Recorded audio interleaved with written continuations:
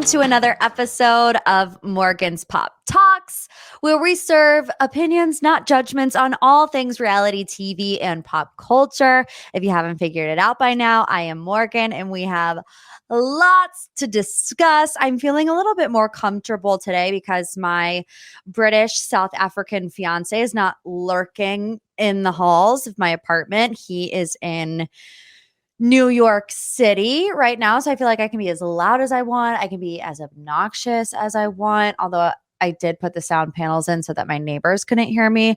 But if you hear somebody drilling in the background, I don't know what the heck my neighbors have been doing for the past 3 days. But if I'm also a little bit on edge, it's because the drilling has interrupted my nap time and somebody's walking around the hallways whistling. Okay. But you're like, Morgan, let that guy, that construction worker, be easy, breezy, beautiful whistle guy. But it literally has been driving me insane.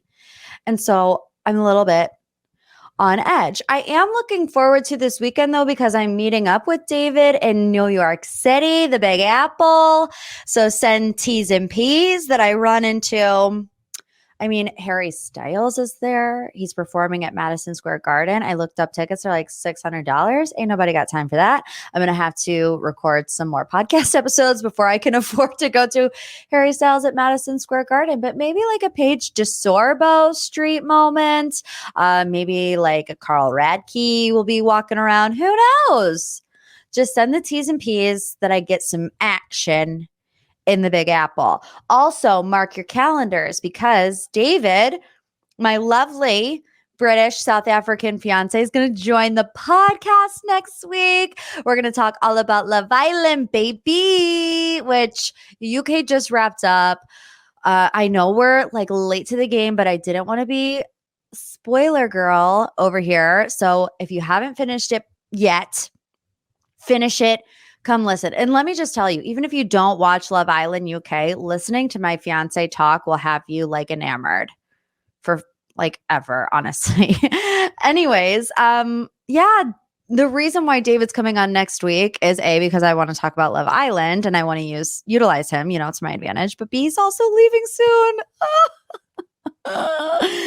No, he goes back to London on September 3rd.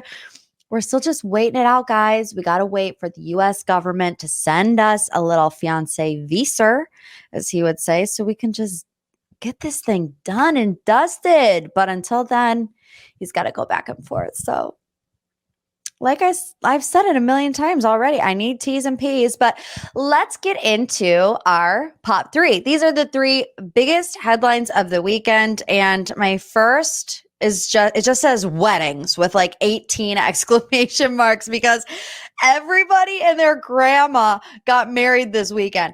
Bennifer, Sarah Hyland and Wells Adams, Brock Davies and Sheena Marie, little cousin Nico got married, Aunt Susie got married, everybody but me. But you know what I realized? I was like, man, everybody's getting married this weekend. Next year, 2023. It'll be my weekend. Hopefully, fingers crossed. Okay.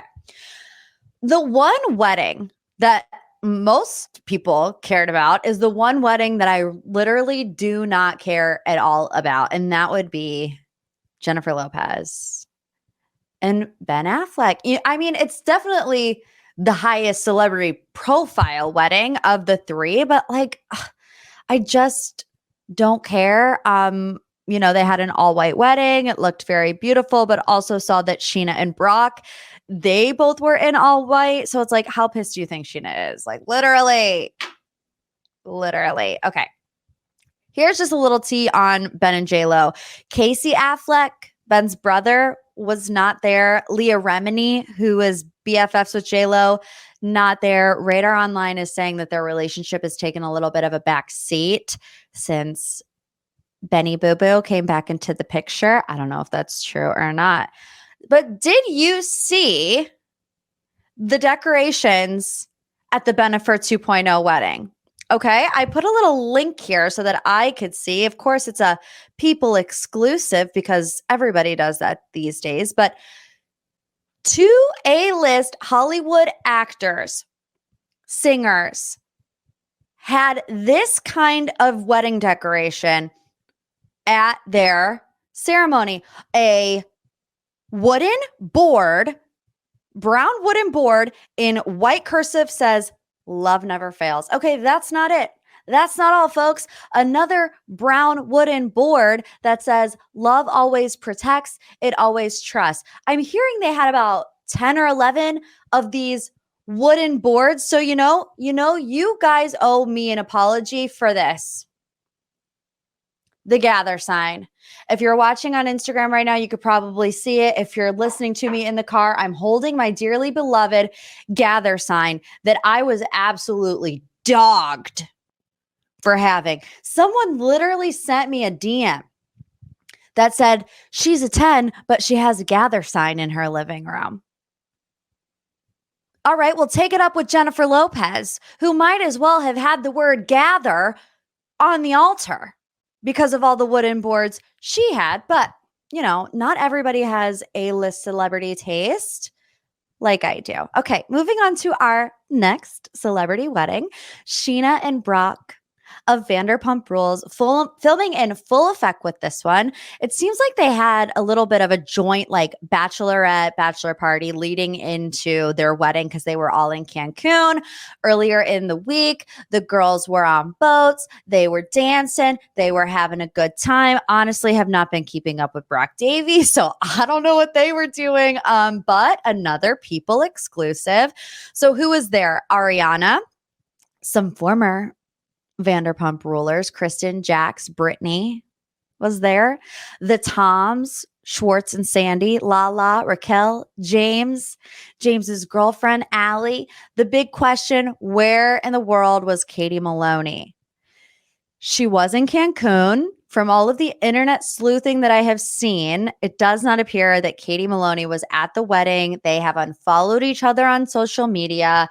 Everything that I've seen about maybe why Katie potentially wouldn't go, maybe why they aren't friends anymore, is that Sheena did a podcast episode with Tom Schwartz, shortly after they announced that they were getting divorced, and talked about the Raquel rumors. Remember that rumor way back in the day that Raquel and Tom Schwartz were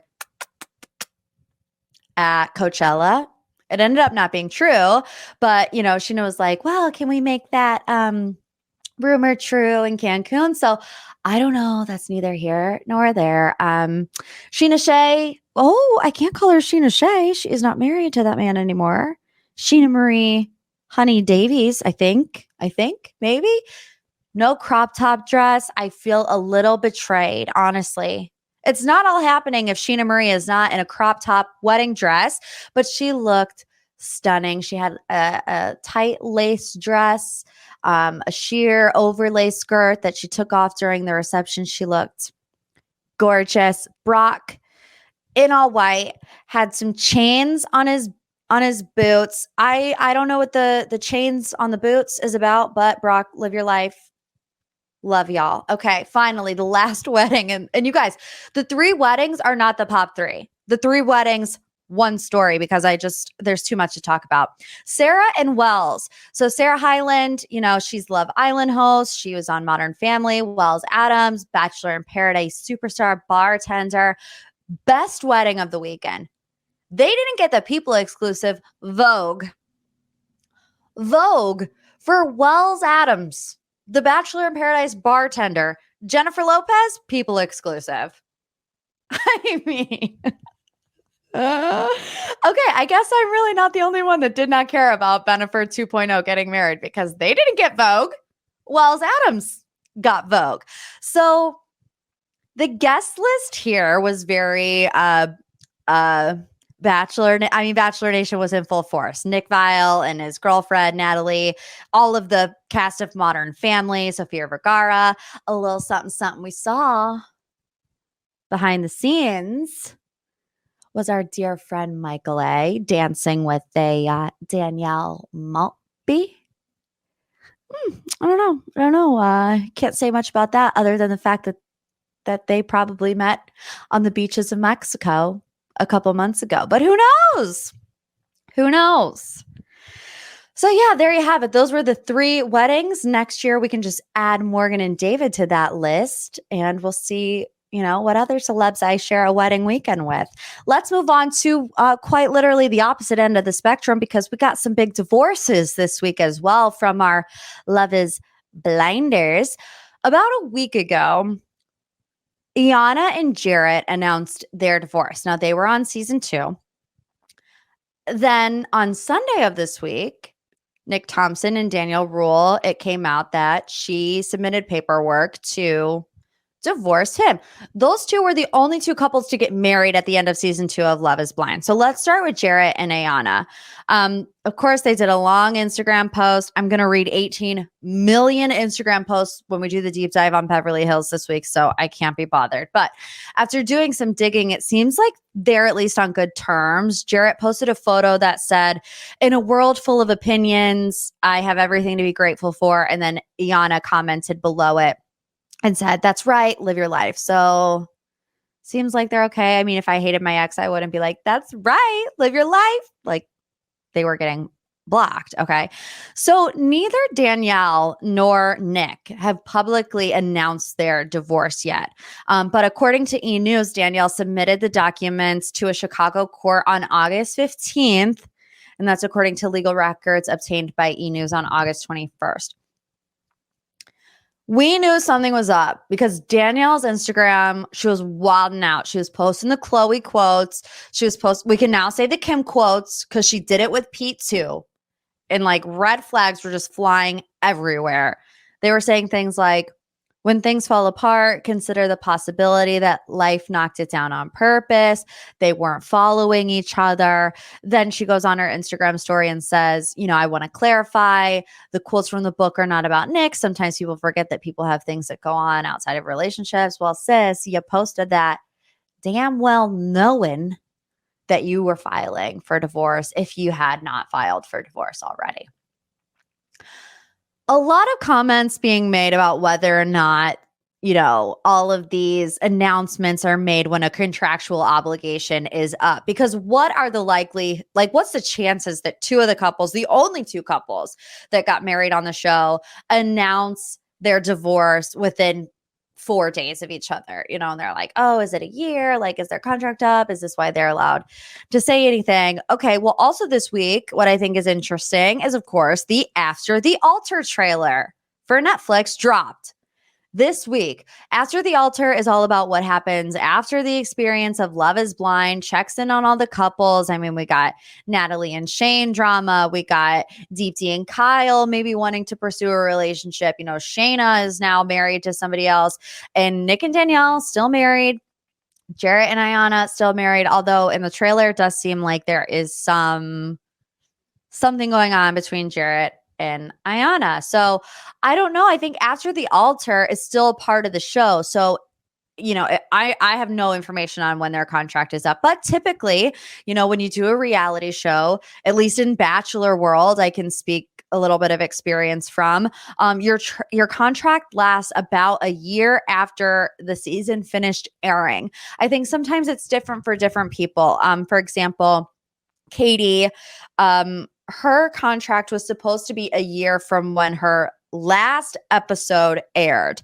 But I know some other people, like if they're not the lead, if they're just a cast member, it's like, no, actually, I think it all is a year from where it aired. And that's why I can't get people like Michael A on the show until whatever. Now he's not coming until another year because he won a Bachelor freaking in Paradise. Anyways, you guys get what I'm trying to say. I am the only person not surprised by these divorces. I feel like Love is Blind is the most ridiculous show ever. I was trying to think like what show out there is more ridiculous than falling in love in a pod, getting engaged to somebody without even seeing their face, only being able to hug them after they've accepted a proposal, and then you move into the real world together and you suss it out. And then I thought, well, the only show more ridiculous is The Bachelor. You get 2 dates and then ta-da, we're engaged, it is what it is. So we'll see. I'm excited to watch After the altar. Okay, third and final headline. I'm going to move through this one quickly because I'm long-winded today. The Whitney and Naomi hookup happening right now on Southern Charm. So, hey, Lord, baby Jesus, help me. Give me peace. Give me comfort. Give me joy when I'm about to talk about Naomi and Whitney. Okay, the storyline to end all storylines. Whitney and Naomi hook up. According to Naomi, Whitney and her have a little rendezvous after the dog wedding. That sentence alone tells you where we are in the season of Southern Charm. Naomi and Whitney hook up after a dog wedding. That's the cards that we have been dealt this season. So in the opening scene of this last episode, Naomi is on the phone with Austin. She's talking with Leva, and it comes up that they kissed. Whitney allegedly. That's my conspiracy. I'm like winking into the camera right now, and I'm knocking everything over. But, they allegedly hooked up. So later in the episode, people start finding out. Shep and Taylor, they get to the camping trip. Naomi gets to pick her room because Whitney's trying to impress her. There's a scene of Leva, Naomi, and Venita talking about it in the cabin. And then at the end of the episode, Craig finds out and chaos ensues. Honestly, I'm not mad about Naomi and Whitney because other than that, what have we gotten? A dog wedding. That's what we've got for a whole episode last time around. There does need to be, and I thought maybe this was just a ploy, okay, because it seems so just mind-boggling. And it reminded me of Summer House this season when the whole Kristen Cavallari thing came out. And in the scenes with Lindsay, you never see Lindsay's face saying, I heard Craig was yada, yada, yada with Kristen Cavallari. You never see her saying that. It's always dubbed over. It's always, in a hallway with the surveillance camera. It's never like they're filming a scene. So when I went back and watched when Leva, Naomi, and Venita were all in the room together, they do the same thing when Leva's talking about Whitney. She's like, are we worried about Craig finding out that you hooked up with Whitney? When she says that, Leva's face isn't on the screen. It's another weird edit. And anytime I see that, on Bravo, that I see somebody saying something, but I don't see their face actually saying it, I question it. Think about that the next time you watch any Bravo show, and I promise you will see things differently. But this has to be the reason that Naomi is the narrator, right? It makes no sense. She literally hasn't even been in any other episode. She gave us no tea on her split with Matul. I mean, the only other thing that has been going on, and it's only been recently, is like sussing out her relationship with Craig. So I don't know. Naomi did say on Watch What Happens Live that she was dating, that she was happy. I don't believe that it is with Whitney. And we're putting a pin in that. Okay, longest pop 3 ever, but we've had a lot to discuss. Let's get into the deep dive. Every single week on my Instagram page at Morgan P Talks, I open up the deep dive submissions to you. What is it that you want to know more about? And this week we're talking about what in the world is happening with the Real Housewives of Beverly Hills, both on the show and on social media, because it hit the fan this week. Lots of people wanted me to do this deep dive on Beverly Hills, in particular Megan, in particular Alex, who both submitted deep dive questions but never responded to me about being on the podcast. So I still love you like a sis, but answer my DMs if you want to do the deep dive questions. So let's just start with the show itself, and then we'll get into what has been happening online this week. No new episode last night, which thank God, because I record these episodes on Wednesday and I always feel like I'm just behind. Anyways, 2 big fights. One at the beginning of last week's episode where they get into it with Sutton being called a liability. She then calls Erica the real liability because she has all these lawsuits ahead of her. And, Erica's like, I told you to be quiet. And like literally about to jump over the table at Sutton. And then literally Split second later, it flips on its head and Diana goes, I feel like out of all the women here, you're the most guarded one, to Garcelle. And Garcelle's like, huh? Are you? Me?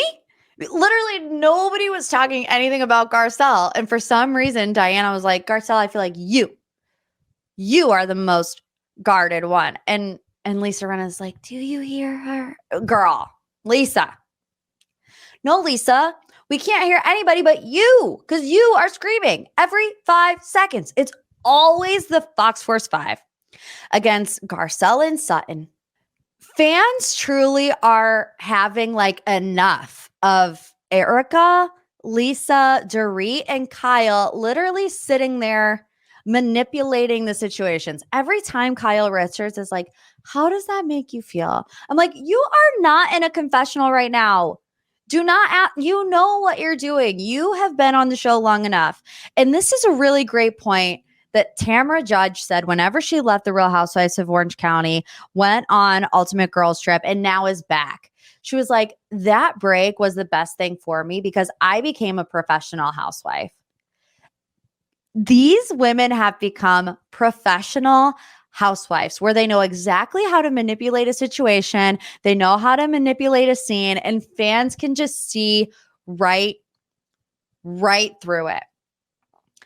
And you know, Lisa Rinna, I do have sympathy for her. I don't know what it's like to lose somebody that close to me. And it's like in one moment, I'm like, man, I feel so bad for her losing her mom. That has to be the worst type of pain, especially when you're close with your mother. And I don't know what it's like to grieve, but to just flip on a switch and to be so awful to people.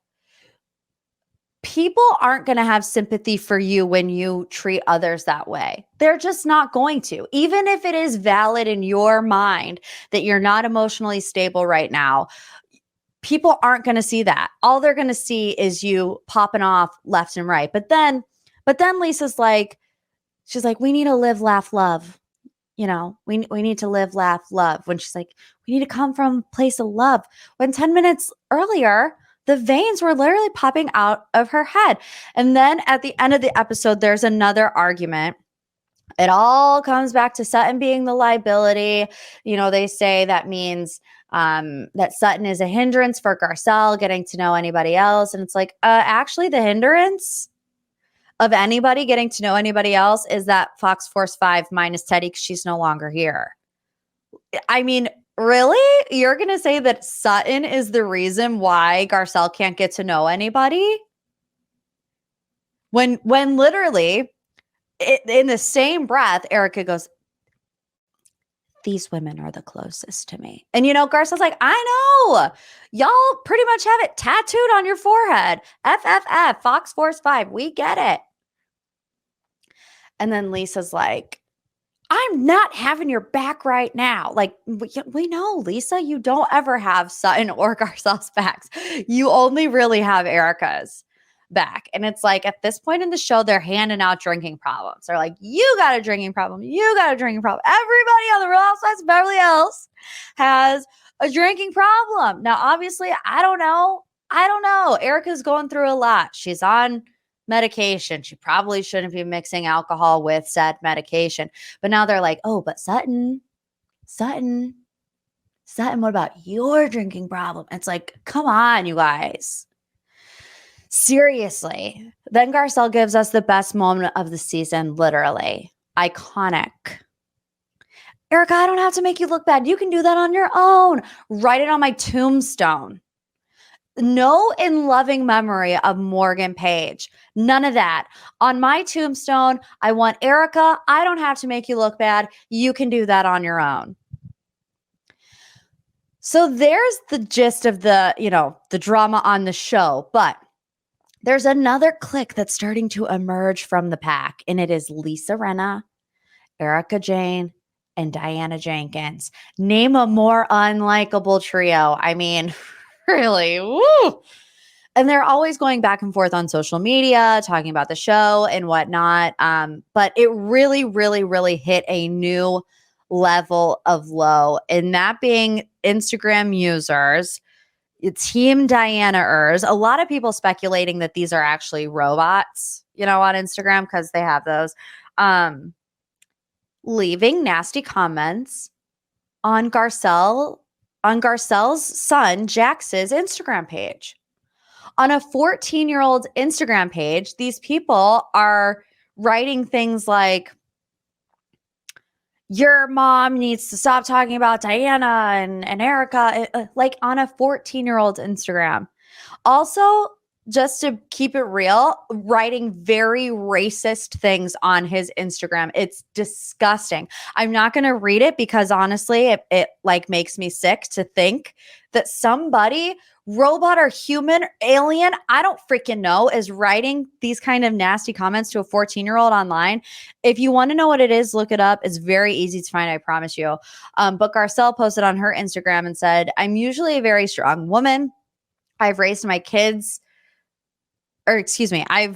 be strong. My life has taught me to be strong. But when it comes to my kids, it hurts. It's not okay. I've been in tears all night.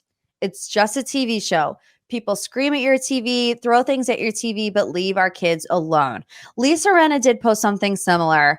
She said, we're doing a show. Don't talk about our kids. She mentioned Kyle because this happened earlier this season with Portia. She mentioned Garcelle as obviously it's happening now with Jax. And she mentioned Erica because according to Lisa, there are people messaging Erica's son like death threats and stuff as well. And like I said, all of these people, robots, whatever the heck they are, that are writing these things to Jax on Instagram, it all appears to be in support of Diana. You should know that you can buy comments, you can buy followers, you can buy robots. That's nothing new. And Bravo fans are really coming for Diana right now, saying like, hey, all you have to do is post on your Instagram story like, to my followers, stop harassing Garcelle's son on Instagram. The defense in Diana is that it's her birthday, okay, of all days. I mean, really. She's not on her phone. She doesn't know what's going on. Yes, she is. She's on her phone. Okay, come on. She actually was looking at a Bravo account's Instagram stories about this whole situation, and the Bravo account screenshotted it. And it said her Instagram name with the little blue check mark and is like, oh, you want to say that Diana isn't on Instagram because it's her birthday? Why is she watching my story about her in real time? You know who she spent her birthday with? Rinna and Erica. At least that's what it seems. Diana posted a birthday cake. It was, lit up with all the freaking sparklers and is like, thank you, Erica and Lisa, for the birthday cake.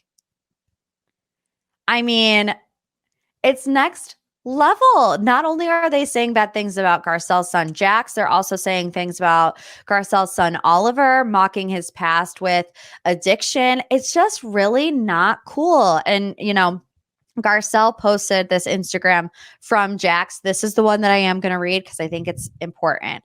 It says, from Jax. Well, I'd like to start off by saying that I am still a kid and wish to not be viewed as a fully matured adult because I'm not one. It is currently my first week of high school, and instead of enjoying it like most kids at my school, I have to deal with being attacked on social media. I did not sign up for this show, nor do I have anything to do with the show's drama. I just want to be a normal kid. The purpose of my Instagram account is not for publicity nor the public's gaze, but to be seen by my peers as just another kid. I really wanted to avoid going private, but I just have to at this point. The constant support from everyone makes it much more tolerable. However, middle-aged women spamming me with racist and crude comments about my family is not what I expected for my first week of high school. Thank you all for the positive comments. It truly means a lot to me. Can you believe that is where we are in this season of The Real Housewives of Beverly Hills? And nobody has said anything about it on Instagram, except for Garcelle and Lisa Rinna. Not Kyle, not Dorit, not Sutton, not Crystal, not Erica. I mean, Erica is too busy posting back in the studio, remixing It's Expensive to Be Me, probably making cocktails on her Instagram with a paid sponsorship. She can't be bothered with a 14-year-old being harassed. Honestly, to wrap it up here, after I got done watching last week's episode, I felt a way that I've never felt watching The Real Housewives of Beverly Hills. I felt gross. I was like, this does not feel good. And, of course, like, we watch these women fight and argue and we like the conflict, but it feels different on Beverly Hills this season. And I don't get it. It doesn't need to be like this. It doesn't need to involve, children. It's just gotten to such a dark place that it's not enjoyable anymore. And, and honest, I'll just be 100% honest with you. A lot of my reaction to last week's episode was to Lisa Rinna. I was like, this is just horrible. It's horrible. And she gets on Instagram and is like, I think I've been meaner in past seasons. Not really something to brag about, first and foremost, but second of all, if you are going through a difficult time and you watch this back and your reaction is, I think I've been meaner, you should have enough self-awareness to say, I think I need to sit this next one out.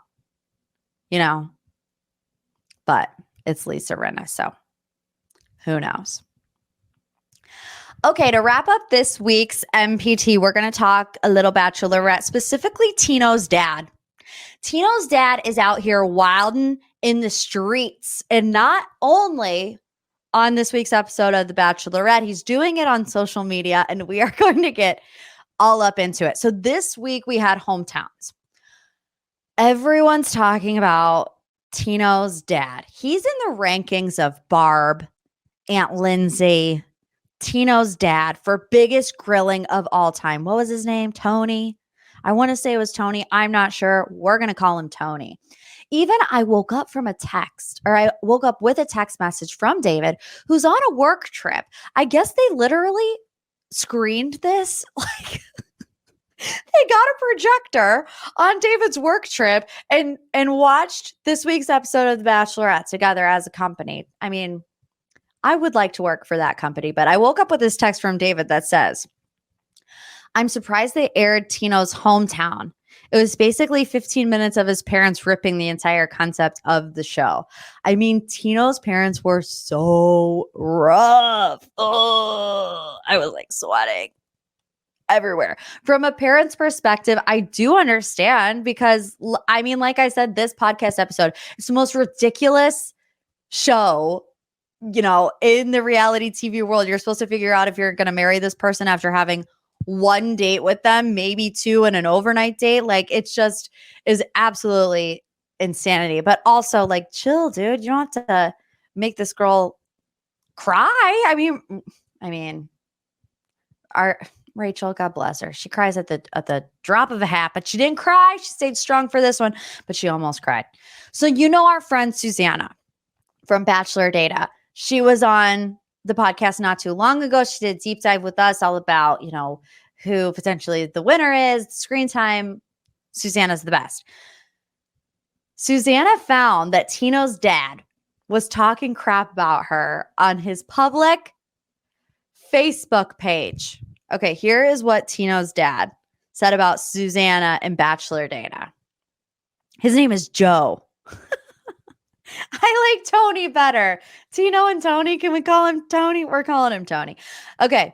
Tony/Joe says, Bachelorette update. Week 2 and our son Tino is still alive and received another rose. If you barely saw them on this week's episode, it wasn't because you nodded off. A friend shared this graphic, which was one of Bachelor Data's posts. He says, looks like a piece of luggage received more screen time than Tino. He says, zoom in. What nerd keeps these stats? At least he didn't do a handstand in his Speedo. What? Tony Joe, don't call Susanna a nerd.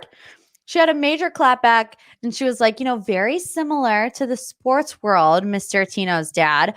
Multi-million dollar businesses are made in keeping track of football and basketball stats. So I also have a business of keeping bachelorette stats for people who are interested. And I also help women learn Excel and data. Tony Joe. So then I messaged Susanna. And I'm like, dude, what is the deal with Mr. Tino's dad? And she sent me more screenshots of other things that he was saying on his very public profile about Bachelorette. Someone wrote, good luck to your son. I hope he wins. I hate that show, but I would watch it to see if Franco win. Here is what Joe Tony said back. Now, what does winning mean? Not sure there is a good way out. At this point, it is very possible that Rachel and Tino are together. There's a very good chance, at least a 33% chance. Oh no, she has 4 people, 25% chance. Look, they cut Avon out of the episode. He's not winning. There's a 33% chance that Rachel has, no, 50. I forgot that she sent Tyler home. There's a 50% chance that she ends up with Tino. Could you imagine your dad saying stuff like this on the internet, knowing that Bachelor Nation, I like to call us the insane clown posse because we literally are insane in the men brain, literally looking up every little thing that every little person does. People are going to find this. I just can't believe Tony's out here wilding out. I just want to remind you that Morgie's final prediction for the season has been and still remains that Eric will end up with Gabby, which I cannot even talk about Eric. And Tino will end up with Rachel. We're getting close to the finish line. We're almost there.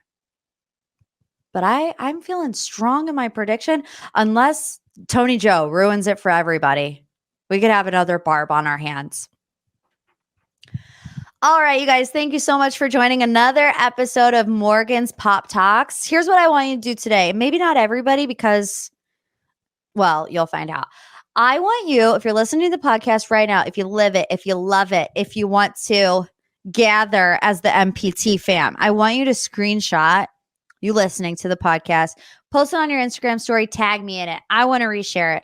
I want to let the people of the world know, the people of the Instagram world, Diana's robots that she bought to heckle Garcelle's son. I want to let the people know that MPT is what you need to be listening to. So if everybody does it, I'm not going to do it because obviously I'm not going to be that girl that shares 18 million posts, but I feel like maybe 1 or 2 of you will. So do it. And while you're at it, leave a review, a little 5-star rating. Boop, boop. 5 seconds. You're crystal clear. You're out of here. You can also leave a little love you like assist because I do. I love you like assist. And I'll see you back here next week with David to talk about Love Island, baby. Goodbye.